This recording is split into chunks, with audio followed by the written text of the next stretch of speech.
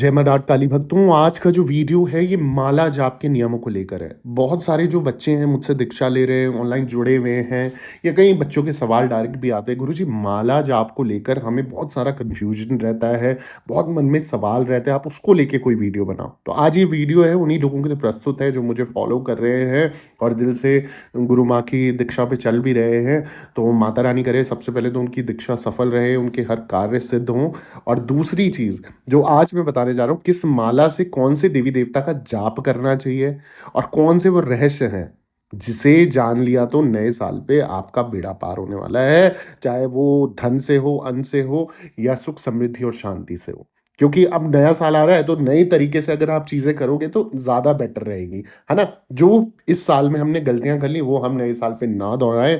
और 2025 हमारे लिए हमेशा सफलता, उन्नति, तरक्की और मान सम्मान में वृद्धि लेके आए। तो इसी धारणा के साथ आज मैं जो आपको सिखाने जा रहा हूँ, समझाने जा रहा हूँ, प्लीज़ इसको ठीक से सुन लीजिए, समझ लीजिए। और जितने भी आपके क्वेश्चंस हैं या फिर इसके बाद भी आपको लग रहा है कि थोड़ा सा कन्फ्यूजन है, तो आप मेरे साथ पर्सनल अपॉइंटमेंट भी बुक करा सकते हैं।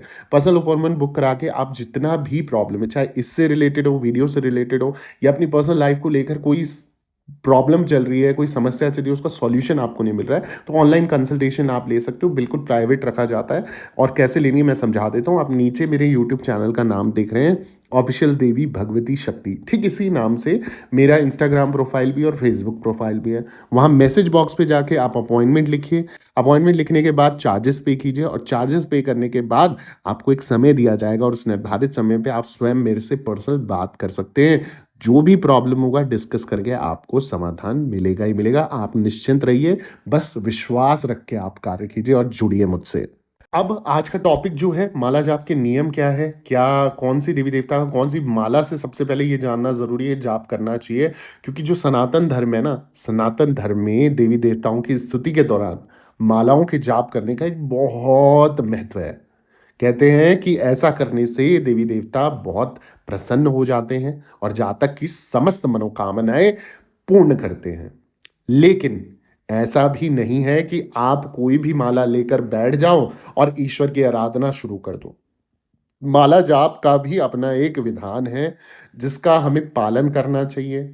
आज मैं आपको ऐसी 4 मालाओं का से जुड़ा रहस्य बताने जा रहा हूँ, और साथ ही साथ आपको इस चीज़ का ज्ञान देने वाला हूँ कि किस माला के जाप से कौन से देवी देवता कैसे प्रसन्न हो सकते हैं और जातक को आशीर्वाद उनका संपूर्णता से मिल सकता है।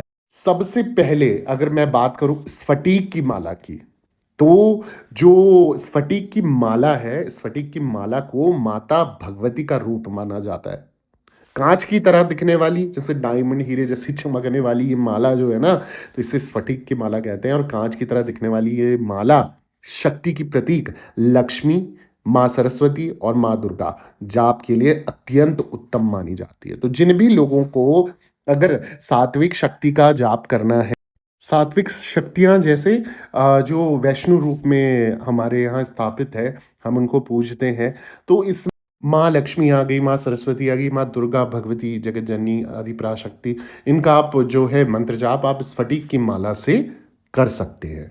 इस माला का जो प्रयोग से क्या होता है, मंत्र जल्दी से सिद्ध हो जाते हैं, शीघ्र ही सिद्ध हो जाते हैं। और ब्लड प्रेशर के रोगियों और जिनको क्रोध अत्यंत आता है, बहुत ज़्यादा क्रोधित होते हैं, चिड़चिड़ापन रहता है, या फिर दरिद्रता रहती है, तो उन लोगों को अगर इस माला से आप जाप करोगे ना, उन लोगों के लिए खासकर, तो ये माला से उन लोगों का जो बीपी भी कहते हैं कि लो हो जाता है, मतलब बैलेंस हो जाता है, चिड़चिड़ापन खत्म हो जाता है, क्रोध उनका शांत होने लगता है, और जितनी गंदगी, दरिद्रता उनके अंदर, नकारात्मकता होती है, वो छिन्न होने लगती है, दूर होने लगती है।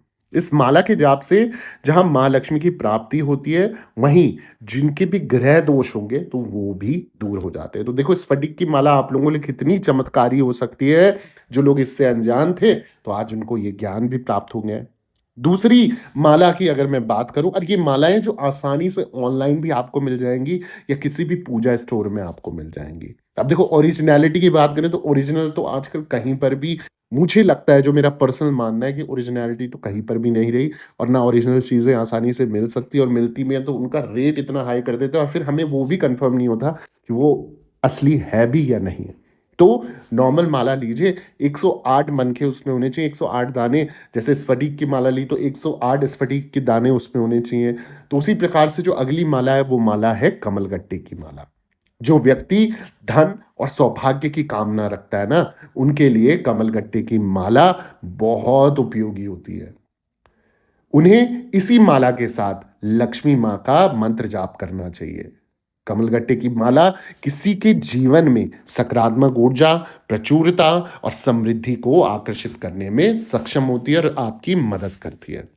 कमलगट्टे की माला का उपयोग करते हुए देवी लक्ष्मी मंत्रों का जाप करने से जाप करता जो भी जाप कर रहा है उसको मानसिक शांति मिलती है और आपके कॉन्फिडेंस लेवल में बढ़ोतरी होती है, आपका आत्मविश्वास बढ़ता है। तो जिन लोगों को भी धन की कामना रखते हो, आप धन को खींचना चाहते हो अपनी तरफ, या धन का आपका आगमन रुका है, या पैसों से रिलेटेड कोई प्रॉब्लम है, तो माँ लक्ष्मी का कोई भी बीज मंत्र लीजिए या कोई भी मंत्र आप ले लीजिए जो आपको आता है या कहीं आपने पढ़ा है, सुना है, उस मंत्र का आप जाप करना। कमलगट्टे की 108 मनकों के 108 दानों से आप जाप कीजिए उस माला से, और बस विधि विधान आप माला का भी जानिए किस किस तरीके से जाप किया जाता है। आजकल यूट्यूब में सब कुछ मिल जाता है, आप कहीं देखिए, जो महापुरुष हैं, जो ज्ञानी लोग हैं, जो आपको ज्ञान दे रहे हैं इस चीज़ का, तो उनसे सीखिए और उसके आधार पर माला जाप कीजिए। फिर देखिए चमत्कार को नमस्कार करेंगे आप। अगली माला जो मेरी पर्सनल फेवरेट माला है और पर्सनल जो मेरे को पसंद है, रुद्राक्ष की माला। तो रुद्राक्ष को महादेव का प्रतीक माना जाता है, ठीक है। अब किसी भी उद्देश्य की पूर्ति के लिए रुद्राक्ष की माला का जप किया जा सकता है। इससे किया गया जप कभी भी निष्फल नहीं होता है। इस माला का धारण करने और जप करने से व्यक्ति में ऊर्जा आती है, साहस बढ़ता है, बल में वृद्धि होती है। रुद्राक्ष की माला से महामृत्युंजय मंत्र का जाप करने से सुख शांति का वातावरण बनता है, बेहतर स्वास्थ्य होता है, और मृत्यु का अगर भय है या मृत्यु का डर है तो उसमें भी आप विजय प्राप्त करते हो। रुद्राक्ष की माला से श्री गायत्री, श्री दुर्गा, भगवान शिव, श्री गणेश, श्री कार्तिकेय और माता पार्वती के नाम का जप करना चाहिए।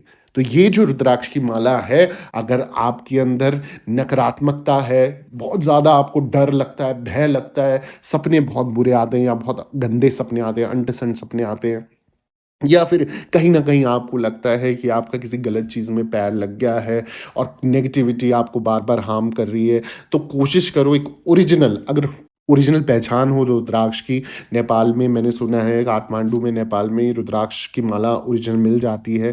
किसी से संपर्क करो, कहीं न कहीं से अप्रोच करो और ये रुद्राक्ष की असली माला रख के पूजना चालू करो, या इससे पंचाक्षरी मंत्र भगवान भोलेनाथ का जाप करो, गायत्री मंत्र का जाप करो। देखो आप ज़िंदगी में जितनी भी दुविधाएँ हैं, कष्ट हैं, चिंताएँ हैं, उससे मुक्ति पाओगे। तंत्र मंत्र है, उससे मुक्ति पाओगे।